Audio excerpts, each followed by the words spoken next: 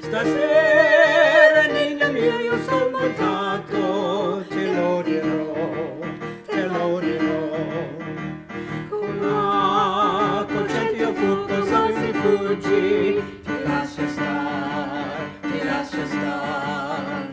E non ti corri appresso, non ti struggi, a riguardar, a riguardar.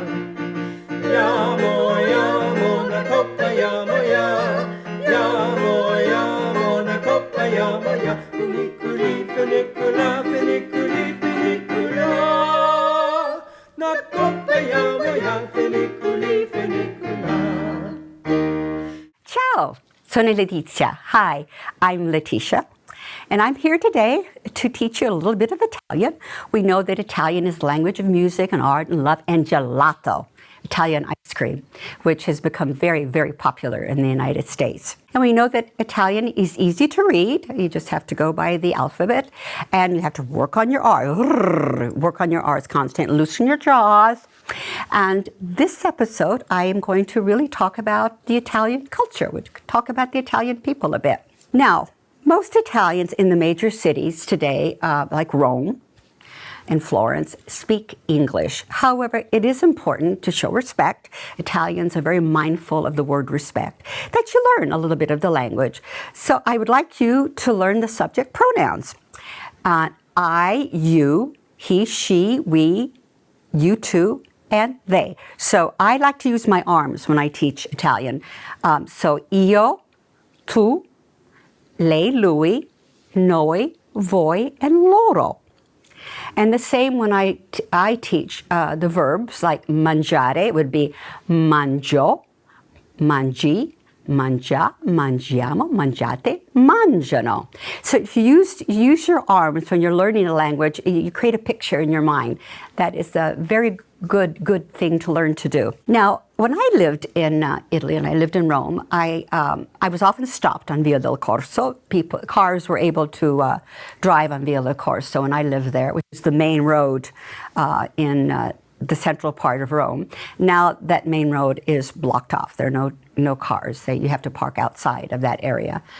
It's changed a great deal from when I lived there, but I was often stopped by Japanese who only knew verbs. They would speak to me with verbs, and they would, and of course where they were going, like Castel Sant'Angelo. They would say, andare, Castel Sant'Angelo. So I always tell all my students that learn your verbs.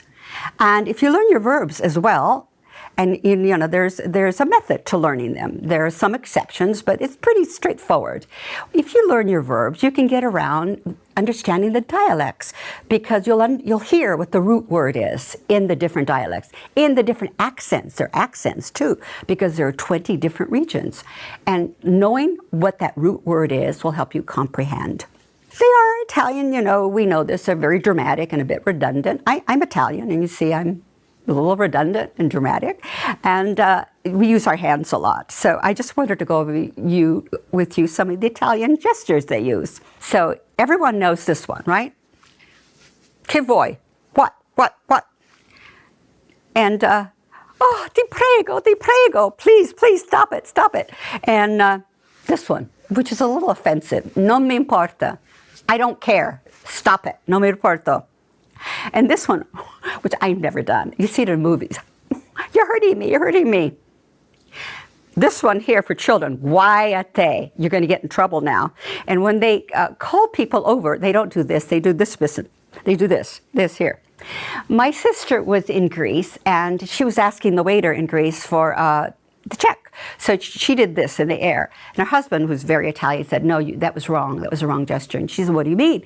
And he said, you made it too long. You're complaining that the bill was too expensive. So therefore, all that goes with gestures.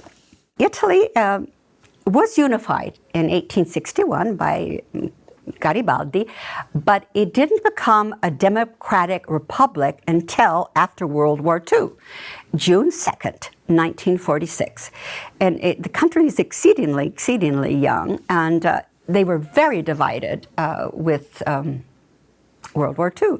They were half were fascists, half were partisans. The funny thing about the people is that everything they feel, they put music to it.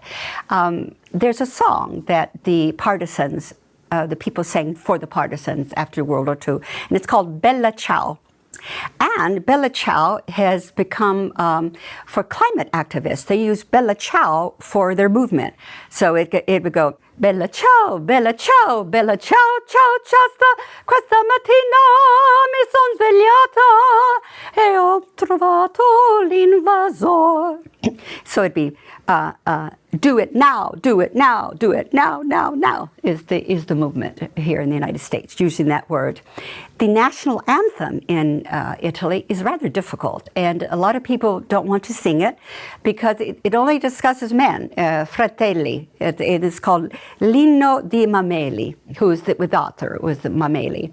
So it is fratelli, so it goes, and it starts off really low, and then it goes way up high. So Fratelli d'Italia. So people want them to do fratelli, sorelle, with brothers and sisters. So there's a bit of a movement to try to modernize the national anthem. Due to the youth of the country, there's not such a class distinction in Italy. If anything, there's more of a distinction and consciousness between the North and the South. I mean, the North did think they were superior to the South for a number of years, until, of course, the South became wealthier. Now that is fading away a bit.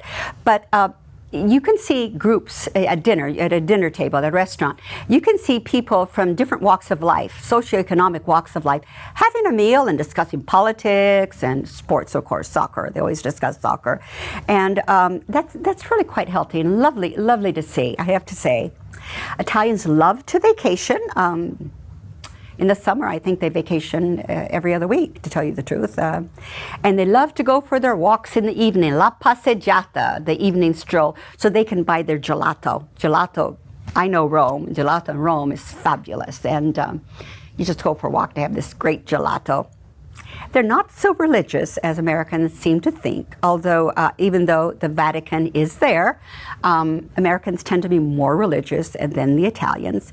And they, although they observe all the holidays, they observe Easter and Christmas and, Ferragosto, the 15th of August, because Italy is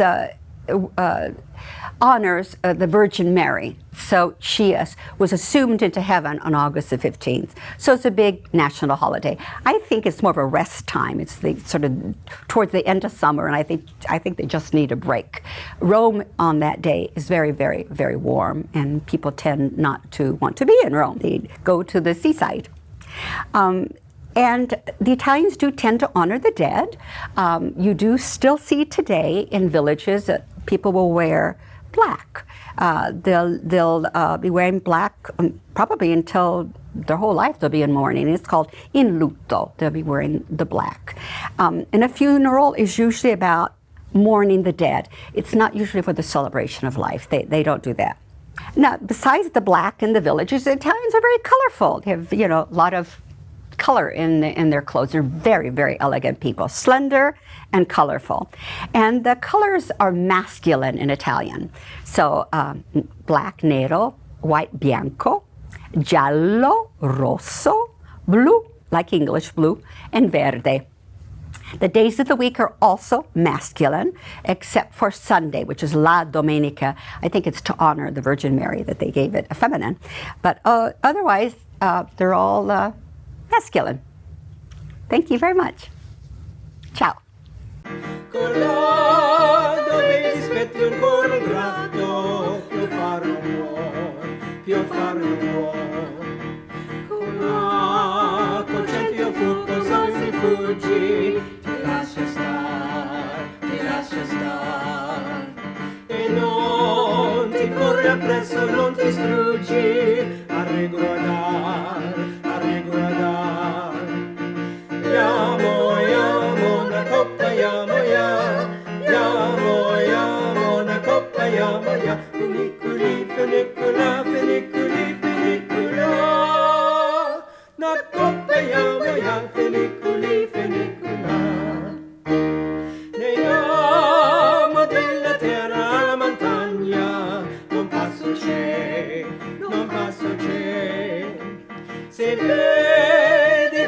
crocette la Spagna, io becco a te, io becco a te.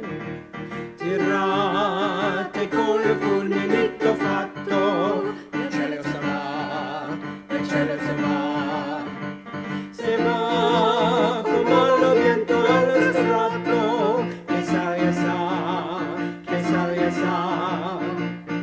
Llamo una coppa, llamo, una coppa, llamo, culiculi, fenicula, una coppa, llamo, feniculi, fenicula.